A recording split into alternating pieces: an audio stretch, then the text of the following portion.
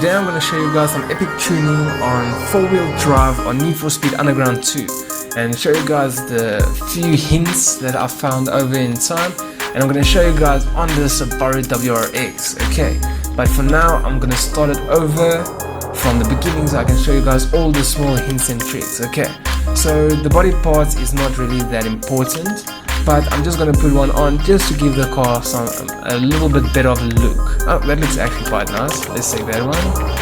Okay, so for the performance part, okay, it is very important for us to do this right the first time, okay, and get us extra few kilowatts.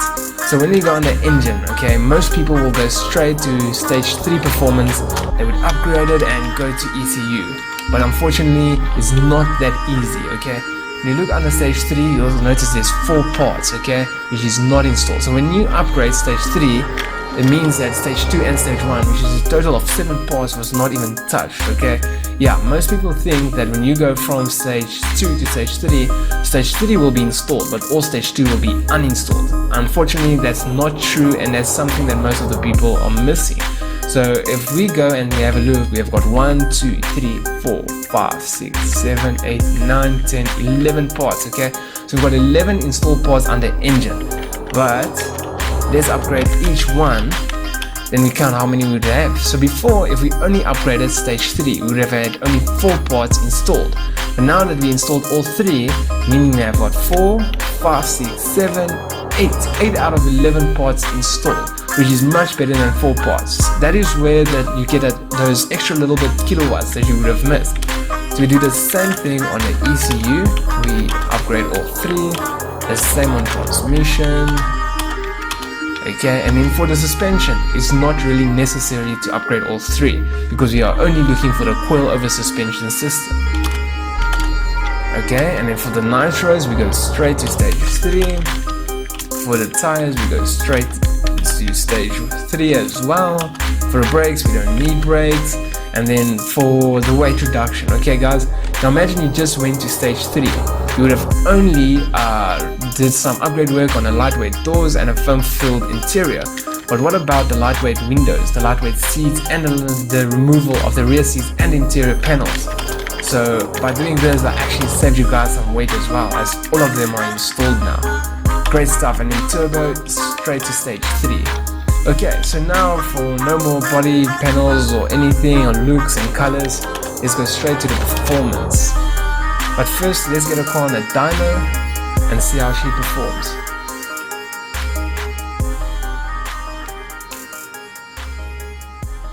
Okay, we're gonna do drag racing.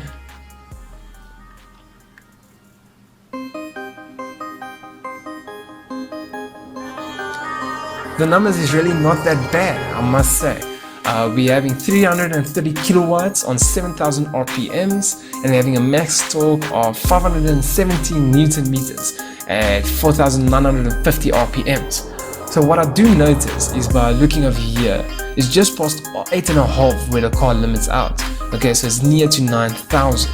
And if we have a look here, we will see that the max power is at 330.3 kilowatt at 7,000 RPMs, meaning that at this point we had our max kilowatt range. We follow through to the left.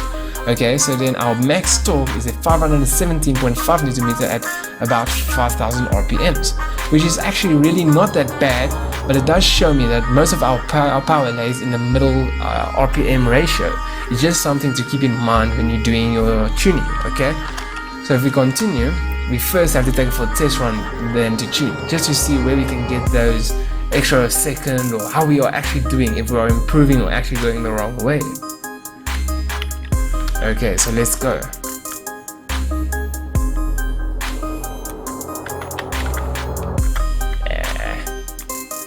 Okay, that was a very bad one, guys. It was an 8.97, but I'm just gonna restart that one. Unfortunately, I shift too early. Let's go again.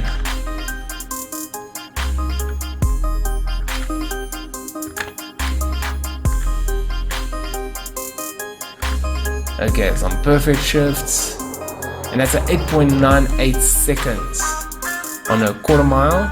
and then there's a 276.32 kilometers over 400 meters, which is a quarter mile, a burnout distance of 5.24 meters, and a top speed of 290 kilometers per hour. Okay, so let's go and do some tuning.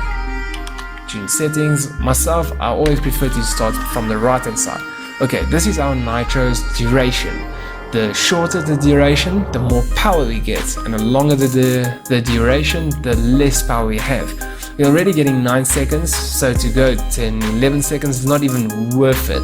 I would rather say we must go 6 seconds or 5 seconds, and I would say 6 seconds should be fine for now.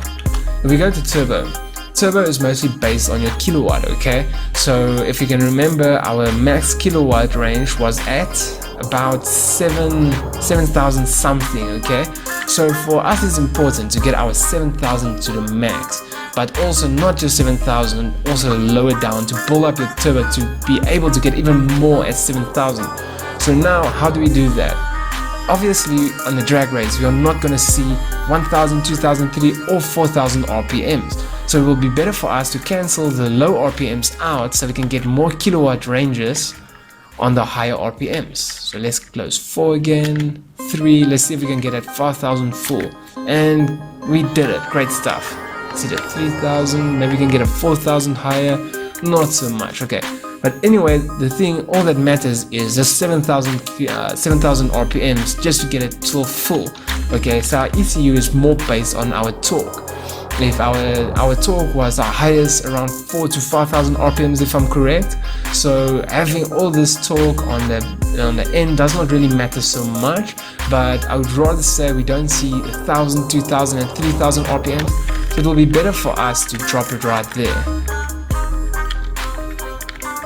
Let's see, okay, great stuff. So 3,000 full, 4 all the way through to 9,000 RPMs is full. 1,000 and 2,000 RPMs, we don't see it, so it doesn't matter.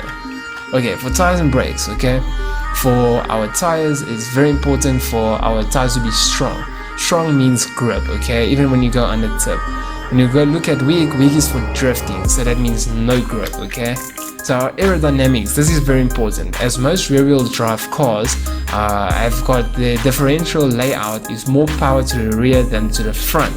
Okay, so having our rear downforce is very important. Just to get some extra grip, I'll put it on half. Too much downforce will give you a lack of top end, and too little will give you traction problems. You will spin more. So for our front downforce, I'll actually go and put it at a quarter. So we're working on a quarter for the front, and rear will go a half. Obviously, if you fine tune after racing, see you need more grip or howsoever, you can obviously adjust. Okay, but downforce can be very bad if it's too high. As I said, you can actually slow down your car. Okay, for the drivetrain, which is also known as the gear ratios, this is very, very important. If your gear ratios is wrong, you'll shift, or you won't even shift, you'll just have problems one way. Okay, so for me to make a quick explanation, most people get confused according to acceleration and top speed, okay?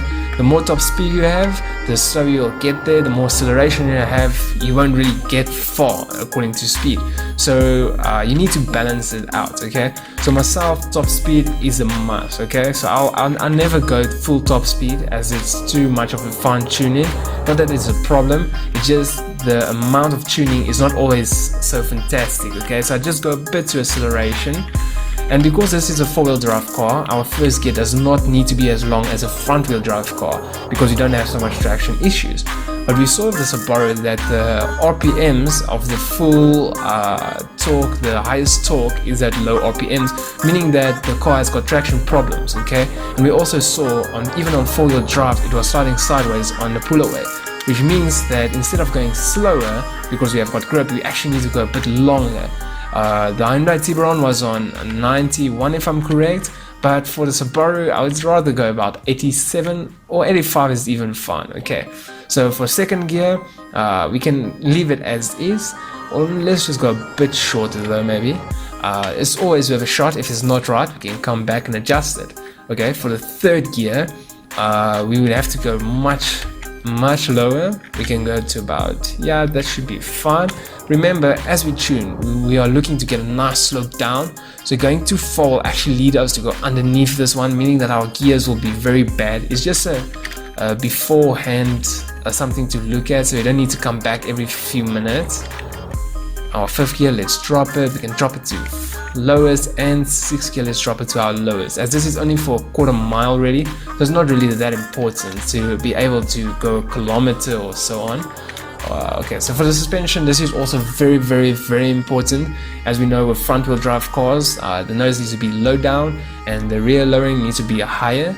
With 4-wheel drive cars, it's not really that important, okay, because you need grip on both sides, but allowing grip on the front is also not a bad idea. So you mustn't just work on the rear now, you need to work on both. So I would go with my nose down, as we know this will help, because it will, if the nose is already high, it will make it even more difficult for the weight to go to the back. So let's keep it low, and then for the rear I'll put about a quarter, so it makes the front weight more difficult to go to the back because the rear is already up and the nose is down.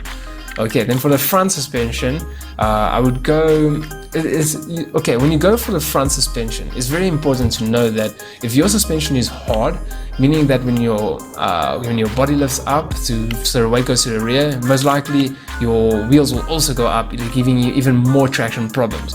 So the softer the front springs is, the better, as it will give your body the free moving chance while your tires remain on the road, okay? So I would go about a quarter. Yeah, I would say a quarter is fine, just for now, just to get that extra few seconds maybe, or some milliseconds. And then for the rear springs, I will go about 3/4, okay?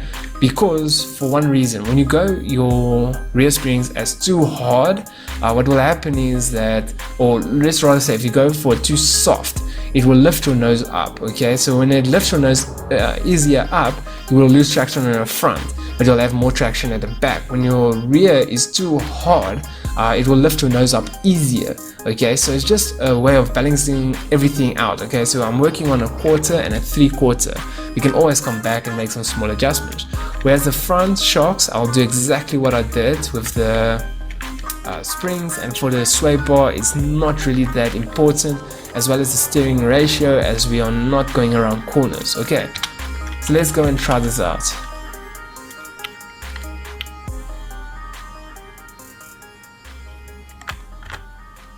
Our 2nd gear is a bit short. Our 5th and 6th I'm happy with. 8.6 seconds, which is not bad. Let me just make our 2nd gear a bit longer. Tune, Drivetrain, there we go. Let's just take those ones one up. Okay, great stuff, yeah. Let's let it go for it.